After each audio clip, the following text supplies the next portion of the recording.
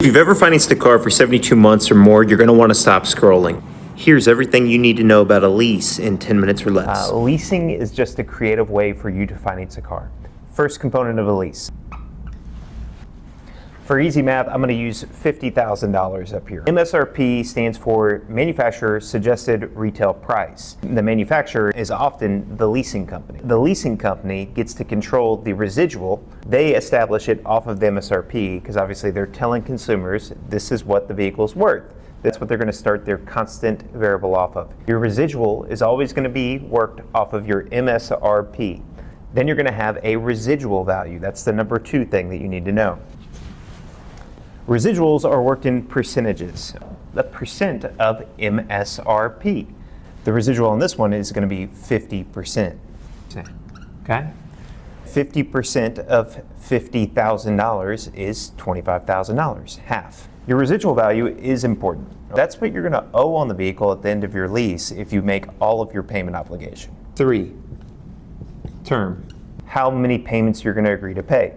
Because you're not actually buying the car, you're only paying for the depreciation on the car. The leasing company sets the residual and the term for that residual. The term on this one, just for ease, I'll say this term was for 36 payments. Whatever payment you agree to, you're going to make that many payments, 36, to get to that amount right there. Why?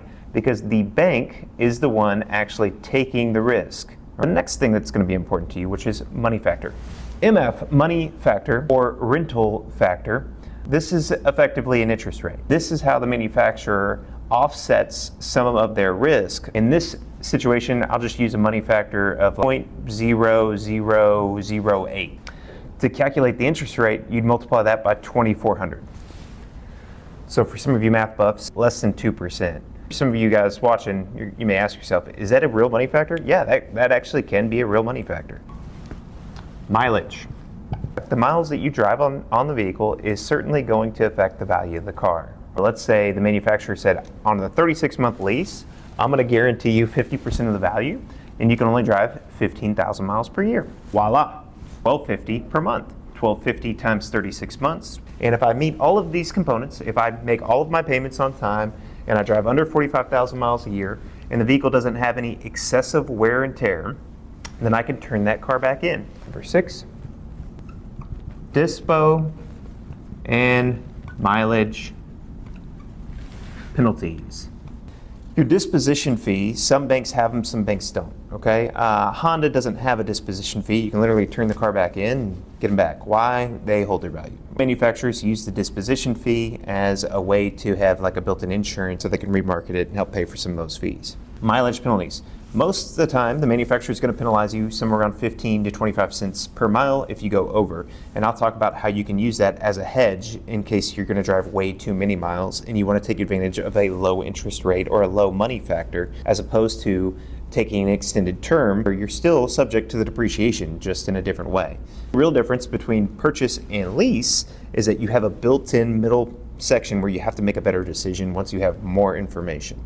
You're basically paying for an insurance policy, and depending on how good the lease is, objectively, will determine whether or not you should lease it up front or if you should take the risk on your own. All right, number 7, cap cost and adjusted cap cost. Cap cost, your sales price of the vehicle, minus your trade, add your payoff, taxes, title, license, as well as a origination fee or an acquisition fee, and that would basically be what your bottom line is. Some states are going to charge you taxes off of your monthly payment, and others are going to tax you on the vehicle itself. In states like Texas, you're always going to want to ask your dealers if they had any available tax credits available so you can reduce your taxes, lower your monthly payment, as I'll just write it out.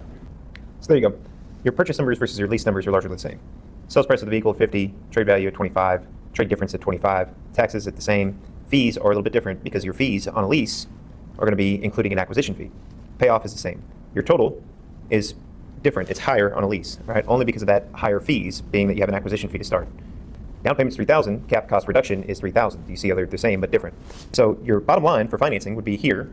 But on a lease, you would notice that you're financing a little bit more money. The bottom line could be lower if your taxes were lower. Now, in this case, you have a trade, so you're already getting a discount on your taxes, because in Texas, regardless of whether or not you lease it or you purchase it, you're charged taxes off of the difference. So now that we have an adjusted cap cost, we can go over and see how the math lines up. With the adjusted cap cost, any AI can figure out what your monthly payment should be as long as you know what the residual, money factor, and term is. And if you don't trust the AI and you want to do it yourself, you can certainly do that. Adjusted cap cost minus the residual value equals the depreciation divided by the term. Your base payment is $738 before you add your money factor. To stay objective, I went ahead and asked AI to go ahead and calculate what the monthly payment would have been at 72 months at a 5% interest rate. As you can see, the lease payment is $90 cheaper per month.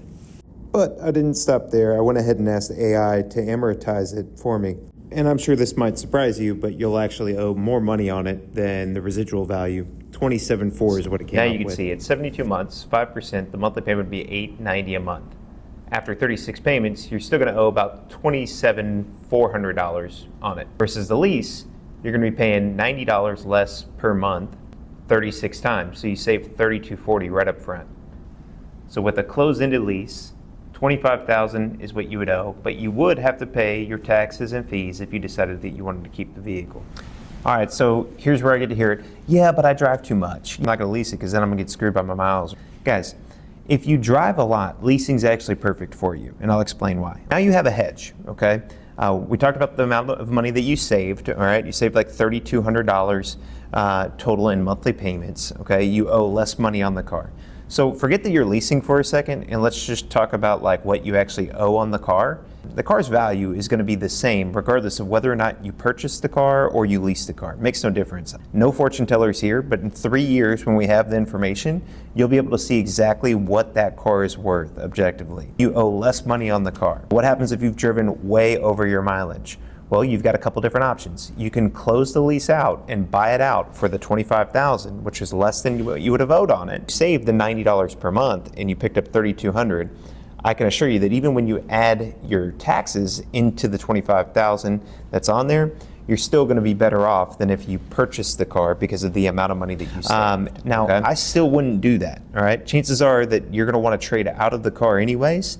So as long as the loan is satisfied and they pay the $25,000 off, you can actually escape the whole taxes altogether. Trade the car into the dealership take possession of the car, and then just roll the negative equity into your loan if you have any. This is why leasing can be more advantageous to you. So after my explanation as far as how the lease works, what are your thoughts? Let me know in the comments. What would you rather do? Lease a car or purchase a car? Do you see how you could use this as a tool that could help you? Or do you still think leasing is just a scam? For the inside scoop on everything at the dealership, make sure that you follow the Car Dealologist, connecting buyers and dealerships together.